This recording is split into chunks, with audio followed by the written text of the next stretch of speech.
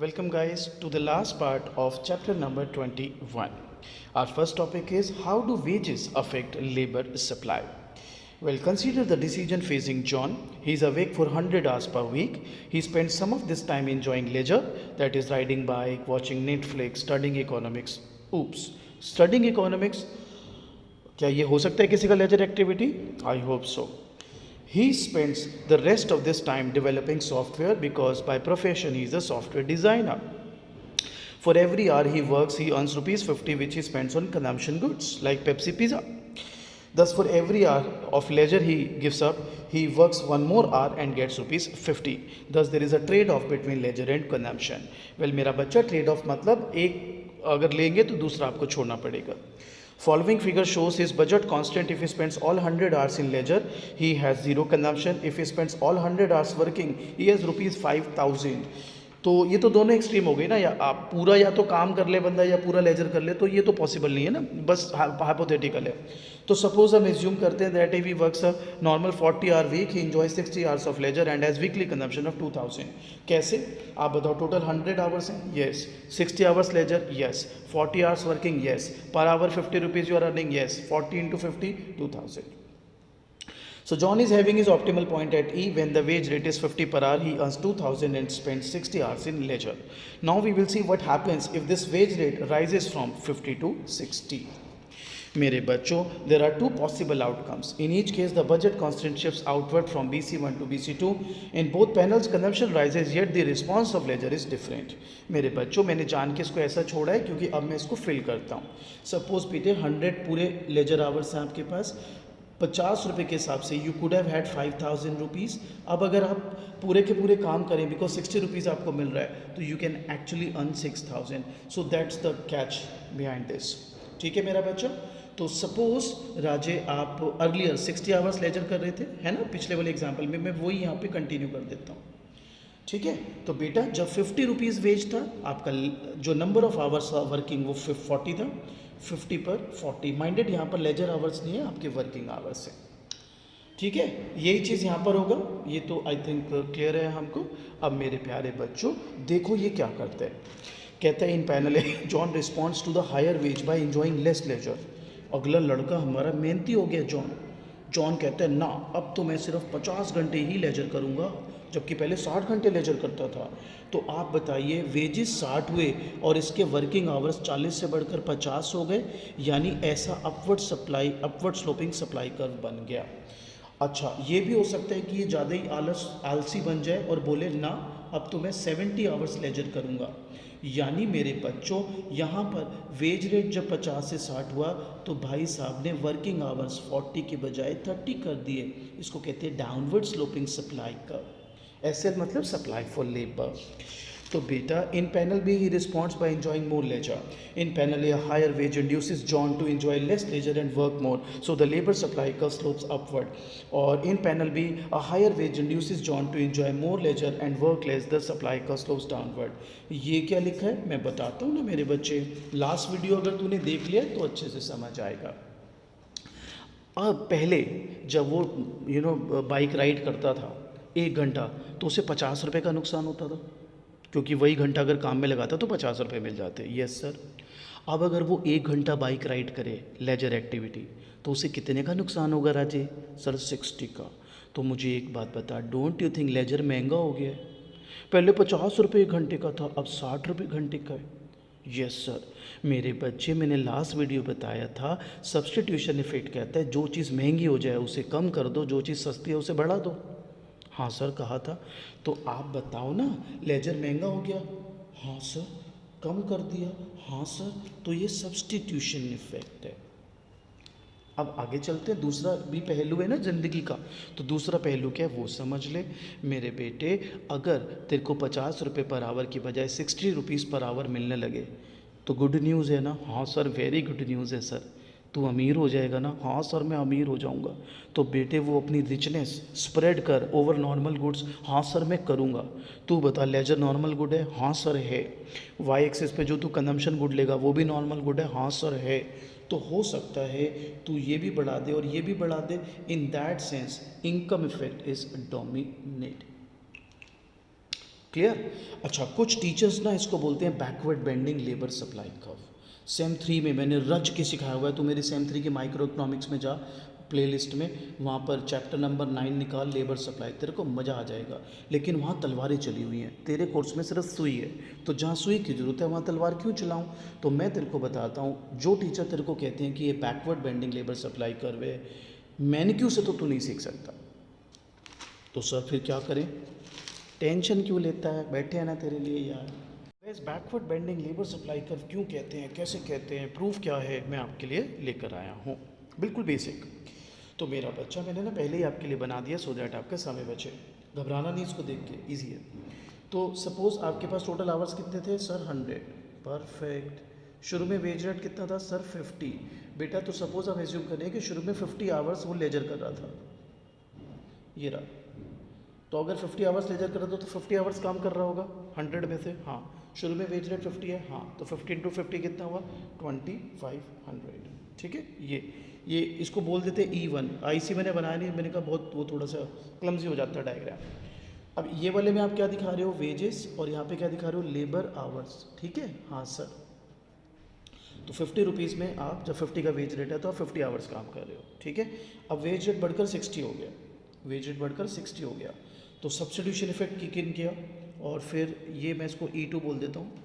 आपको नहीं लगता आप 40 घंटे लेजर कर रहे हो, यानी अगर आप 40 घंटे लेजर कर रहे हो जब 60 वेज रेट हुआ है, इसको मैं W1 बोल देता हूँ, हाँ सर। तो आप 60 घंटे काम कर रहे होगे, हाँ जी। तो 60 इंटू 60 3600। इस वाले पैनल में जब वेज 60 हुआ तो आप वर्किंग आवर्स भी बढ़ के 60 कर चुके हैं। अब सपोज वेज रेट बढ़कर 70 हो गया, तो टोटल 7000, तो 100 इंटू 50, 100 इंटू 60, 100 इंटू 70।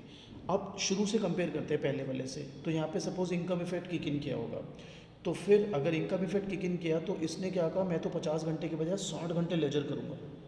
तेरी मर्जी भाई, तेरे लाइफ तेरे रूल्स। तो अगर 60 घंटे लेजर करेगा तो डोंट यू पीपल थिंक 40 घंटे काम करेगा, हाँ जी करेगा। 40 इंटू 70 2800, हाँ सर। कहना क्या चाहते हो सर, बताता हूँ। 70 वेज पर अब 40 घंटे काम कर रहा है, हाँ। तो देख, पहले ऐसा गया, हाँ, फिर ऐसा आया, हाँ। इसलिए इसको कहते हैं backward bending labour supply curve. ये होता है सब्स्टिट्यूशन इफेक्ट, ये जो अपवर्ड जा रहा है, और ये जो बैकवर्ड बेंडिंग हुआ इसको बोलते हैं, ये वाला जो डाउनवर्ड नेचर है इसको हम बोलते हैं इनकम इफेक्ट। तो तेरे को मैनक्यू जो बताता है वो बताता है स्प्लिट पैनल अप्रोच। मैं दिखा दूँ एक बारी जो तेरे को मैनक्यू बताता है। मैनक्यू बताता है ये वाला स्प्लिट पैनल अप्रोच, अलग अलग दिखा दिया, सब्स्टिट्यूशन इफेक्ट, इनकम इफेक्ट, और फिर उसको बोलते हैं backward bending labour supply curve. अब जो बच्चे होते हैं वो कहते हैं जी इसको backward bending labour supply curve कैसे कह रहे हो, तो वही मैंने ट्राई किया टू प्रूव यू, ऐसे कहते हैं, ठीक है बेटा। चलो अगला टॉपिक शुरू करते हैं मेरे बच्चों। अगला टॉपिक जो है हमारा राज्य वो है how do interest rate affect house hold savings. तो आइए पढ़ते हैं।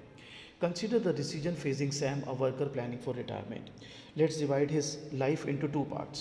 In the first period, he is young, earning 1 lakh rupees. In the second period, he is old and retired. He divides his income of 1 lakh between current consumption and saving. कि कुछ अभी consume करेगा, कुछ future के लिए save करेगा. When he is old, he will consume what he has saved, including the interest that his savings have earned. Suppose the interest rate is 10%. Following figure show Sam's budget constant. If he saves nothing तो उसको 1 लाख रुपये पूरे मिलेंगे जो वो present में consume कर सकते हैं, बट ओल्ड के लिए, ओल्ड एज के लिए he has nothing. If he saves everything and consumes nothing when young तो फिर 1,10,000, 1 लाख वैसे जो थे और 10% इंटरेस्ट 10,000। तो ये दोनों ही एक्सट्रीम सिचुएशंस हैं। तो सपोज हम मान लेते हैं कि वो कंजम्पशन व्हेन सेविंग में यहाँ पे 50,000 कंज्यूम करता है, तो 50,000 सेव करेगा। 50,000 जो सेविंग होगी plus 10% rate of interest 5,000 will give him 55,000. Now consider what happens when the interest rate rises from 10 to 20%. तो दो पॉसिबल आउटकम्स हैं बच्चे, वो मैं अब आपको दिखाता हूँ। देखिए मैं नंबर्स आप चाहेंगे तो मैं यूज़ कर देता हूँ। ये जो है ये 1 लाख है, ये 1,10,000 है, ये वही आपका 50,000 इफ़ यू वांट, और ये हो गया आपका 55,000।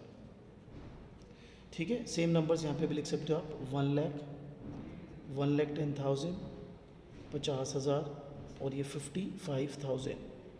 आप में से कई बच्चे बड़ी शिकायत करते हैं आपकी हैंड राइटिंग बड़ी ख़राब है, हैंड राइटिंग ख़राब है।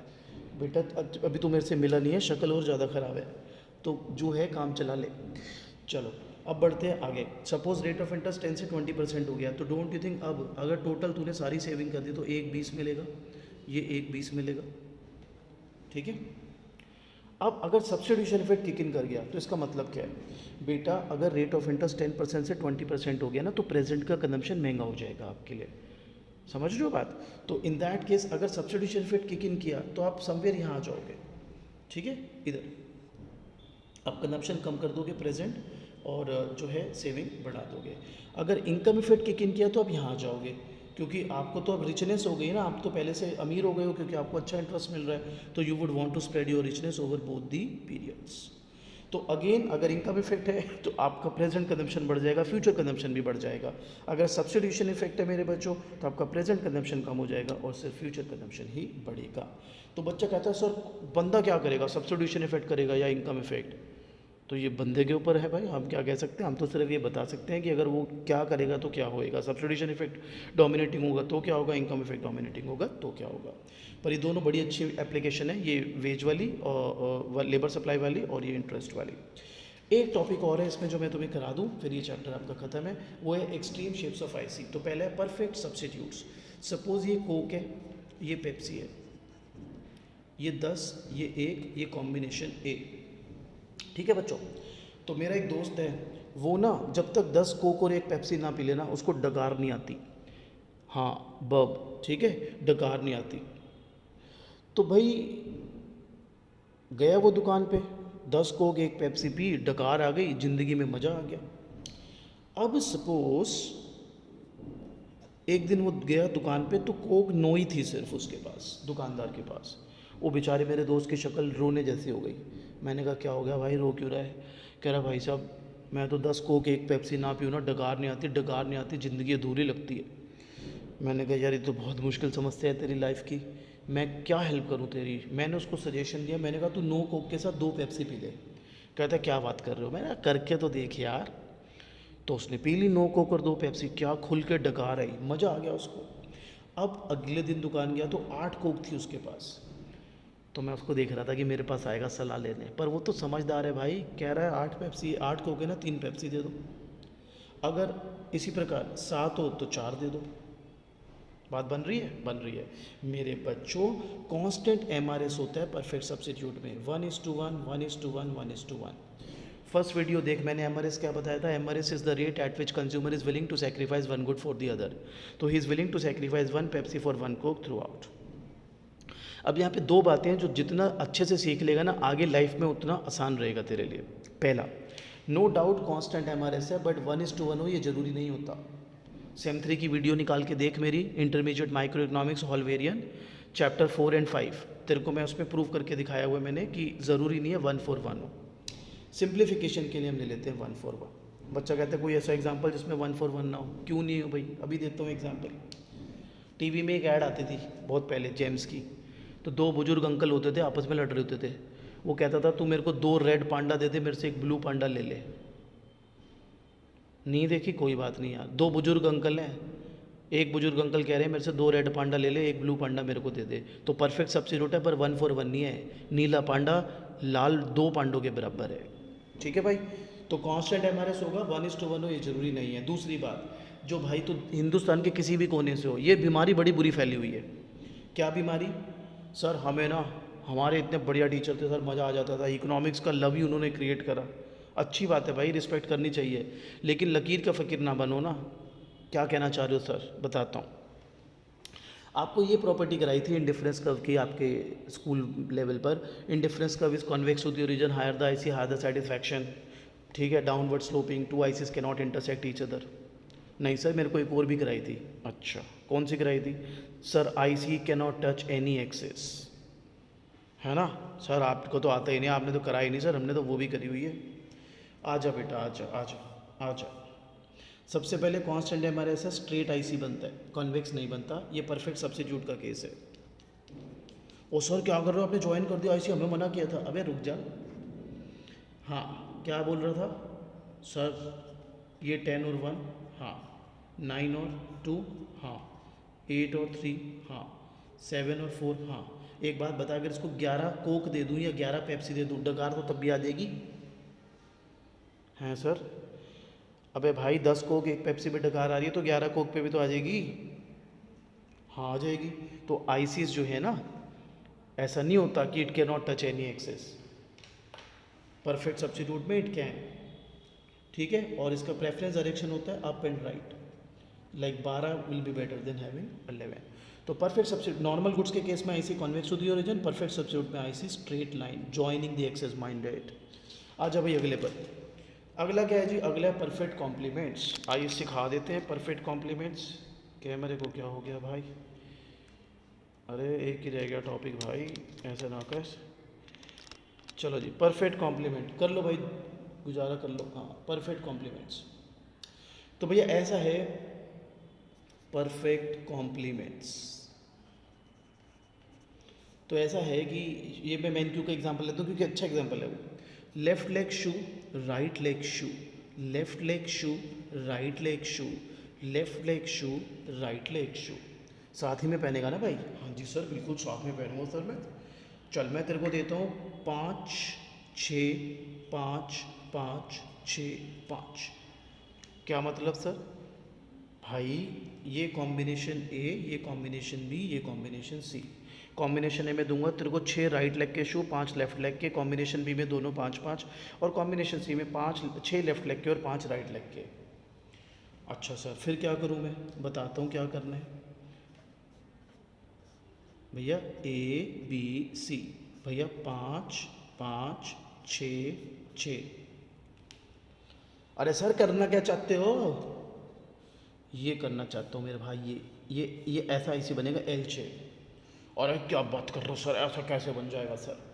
अबे भाई इंडिफरेंस कर क्या होता है सर? मेरे को रटा हुआ है सर, बता क्या रटा हुआ है। Indifference curve is a curve which shows combinations of two goods where all the combinations give same level of satisfaction to the consumer, therefore consumer becomes indifferent. मुझे तो ये भी बताया टीचर ने कि इसका नाम इंडिफरेंस कर्व क्यों है, क्योंकि कंज्यूमर इंडिफरेंट हो जाता है। बहुत बढ़िया, ग्लैड दैट यू नो। अब मुझे बता, ए बी सी तीनों सेम सेटिस्फेक्शन तो दे रहे हैं तेरे को? क्या आप बात कर रहे हो सर, कैसे सेम दे रहे हैं? ओ काका तू जूते तो 5 और 5 ही पहनेगा ना एक साथ, छठा एक्स्ट्रा का क्या करेगा भाई? गाड़ी में पीछे क्या बुरी नज़र वाले तेरा मुंह काला बनाएगा? एक का क्या कर लेगा तू एक्स्ट्रा का? ये एक्स्ट्रा का तू क्या कर लेगा?